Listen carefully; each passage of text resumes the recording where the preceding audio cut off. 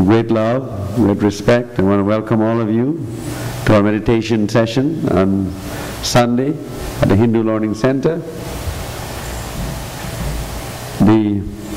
Here we invite you to learn how to live happily through your own self, how to know your own self, how to know your own body, how to live in harmony with the universe through the mantras and the way we live and the breathing. Today our topic is going to be about time. Time, if you don't know it yet, is what controls everything you do. Time is what makes you do what you do. And time is what makes you behave in a certain way. So time controls your whole life. Time es tiempo, ¿no? El tiempo es muy importante para tu vida. And el tiempo te hace control, total control, complete control de la vida. So time is what makes the eclipse happen.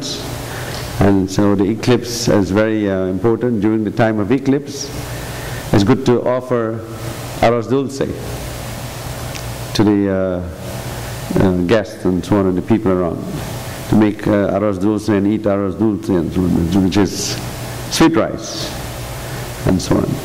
So during the eclipse also, it's good to wear silver. Silver is very good. Helps you with your energy during the eclipse and so on. Okay, time. Time, we never seem to have enough of it. Our time is what we're all about. Time is what controls everything.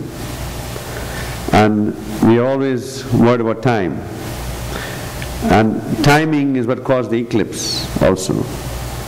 Timing is what makes us arrive at this moment in time, right? The sun and the moon and the planets all move according to the time, so we are able to affect our life directly from these timings of the planets. The sun controls the day, the moon controls the month, every 18 years we have a major eclipse. Every 9 years we have a minor eclipse, right? It's amazing we can actually time those things. But somehow we can never time our own life, and we can never time someone else's life on earth. We can never time when things are going to happen. We know the baby is going to come in 9 months. But we don't know exactly when. But here we can predict exactly when the eclipse is going to happen. We know exactly what time the eclipse is going to happen. But we still cannot figure out exactly what time the baby is going to come. But we know it's 9 months. And we know exactly 9 months. How many minutes in one day? You know how many minutes we have in a day? You know we have 24 hours. We have 1440 minutes in a day. 1440 minutes in a day. And when you say give me a minute, right? That's one part of 1440 minutes a day. And then if you take the 1440 minutes and you divide it by 4, you will get the 4 different parts of the day, which is actually 4 into 1440 gives you 360 degrees or 360 minutes. So each degree is a minute. So you have 360 minutes from between 6 o'clock and 12 o'clock. Right? I bet you never knew that. And so, how many minutes of that time do you use for yourself, to spend some time with yourself? You have 360 minutes in the first 6 hours of the day. Right? Now imagine our heart is working every second. How many seconds in a day now? It's 36,000 seconds in a day. Like 1440 times 24. Right? Okay, now 1440 actually times 60. Right? So now you have 36,000 seconds your heart is working all the time. How much time we have in the day? How come you say we never have enough time to do anything? But what's interesting about time is that sometimes we think that the clock is the time. We go by the clock. One says 12 o'clock and everything. And we think that we have a lot of time. Really. But the clock is just telling you how the sun is moving, how the moon is moving and everything, and how it controls now your body, how it controls what time you eat and everything. So we always said in the previous thing that you must eat early in the morning. You must eat something early. Those who don't eat early in the morning gets gas problems, has to buy a lot of Alka-Seltzer and so on. You will see that people who eat early in the morning, who eat timely in their life, they'll never have problems with their gas or meals or body. So your body is also going through this time in a day when the sun is moving and the moon is moving at a certain time around the earth, and it's controlling your body. Do you know why we say we have to pray 108 times? 108 elements. And also, very simple, if you take the moon and you take the moon and you put it between here and the sun, you know how many moons? 108. There's 108 moons between here and the sun. If you take the year and you divide it by, or 360 degrees divided by 27, you'll get 13.33, which is 1 day of the moon. One day of the moon. And you take the 13.33, multiply it, you divide in 360, you'll get 108. So there's 108 moons in the whole thing. So that's why 108 is very important. So you have the mala, plus in Christian you say rosarios, rosary. The rosary have 108.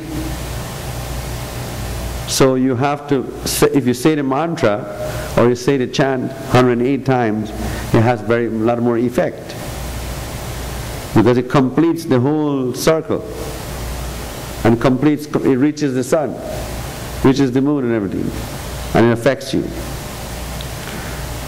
So it's not magic when we want to chant 108 times. There's no magic about the number.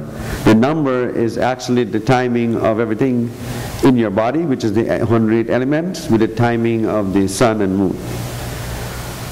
Right? So there's a story behind the eclipse. The story was that before the solar system was formed, all the planets, they came together, and God or the universe decided to give them the solar system. But what happens now is that they were considered all gods.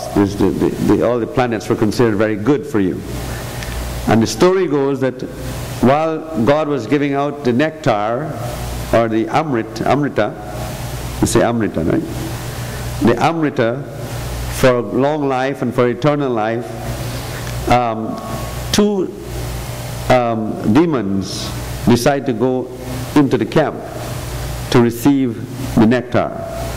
And these two demons were known as the Rahu and Ketu in Hinduism, they call it.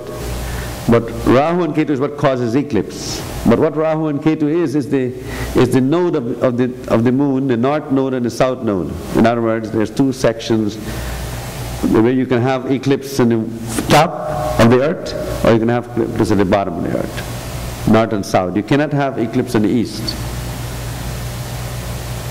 So what happens now is that these two demons, apparently the story, the legend, was that two demons went into the camp, and they were receiving the nectar, the amrita. That's why they were giving power to rule over our life.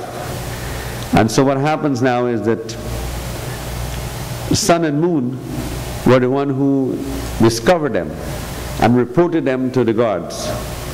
And the gods decided to chop the demon in two, which is north and south pole of the earth. So now what happens now is that they swear that since they have the amrita, they did not die. So because of that now they said, okay, we are going to come between the moon and sun every 18 years, which is exactly 9 and 9 years. Every 9 years you have half an eclipse, and every 18 years you have a full eclipse. So that's how the eclipse comes. But here's the thing now. You just mentioned the other day that you cannot use a knife during the eclipse, because if a pregnant woman uses the knife, she gets hit with a cleft palate. Right? That cleft palate comes when we're using the knife to cut things during the... So in India, somebody would go around the village and warn you in the old days, oh, there's an eclipse, don't use a knife. So now you just have to check the books, I guess, or you have to let your guru tell you. But the whole idea is that when the knife is used, the baby is born with a cleft palate. So that means that the demon is giving the energy instead of the moon or the sun, because they're blocking the sun. So that's why on eclipse days you don't start a project, you don't do anything new, right? You don't try to avoid the color black and so on, and you always have to give silver or wear silver or give white things on the eclipse. And that helps to bring more happiness to you in the year to come and so on. So today is a good day to do prayers because it's an eclipse day. It's always good to chant and so on and pray and give thanks to the world and so on. So the timing is what causes that. And time is what concerns our life. And so when you go to work, you can't wait to leave again, because you got to come home back, And then most people complain about going to work early. So they said, I wish I had my own business, and I wouldn't have to get up at 6 o'clock in the morning and 7 o'clock in the morning, because they want to sleep more. They want to have more leisure time, as you see. So again, time becomes a way of making our desires. So the person said, okay, I'm going to give up the job and I'm going to have my own business. Meanwhile, when he starts his own business, he's working more time. Right, Gustavo? When you are working, you will say, okay, 8 hours, I'm going to relax if I have my own business. But that doesn't happen. When you have your own business, you work more. You add more time to it. So time is what we are fighting all the time. We're always fighting time. We're always fighting to get out here. How long is it going to last? How long is it going to last? Oh, how long is Swami going to be and talking and meditation here? And I have to go home. I have to get home. So much we are so concerned about time. So time controls the way we think, the way we act. Time controls how we feel. Okay? And somehow, there's always someone who comes here and it says, I got to go to the bathroom, they got to go to the bathroom, they got to go to the bathroom. But only during the meditation. But when they're not meditating, I don't see them go to the bathroom. So, it's amazing, how time can make us act our life and be what we want and be what we don't want to be.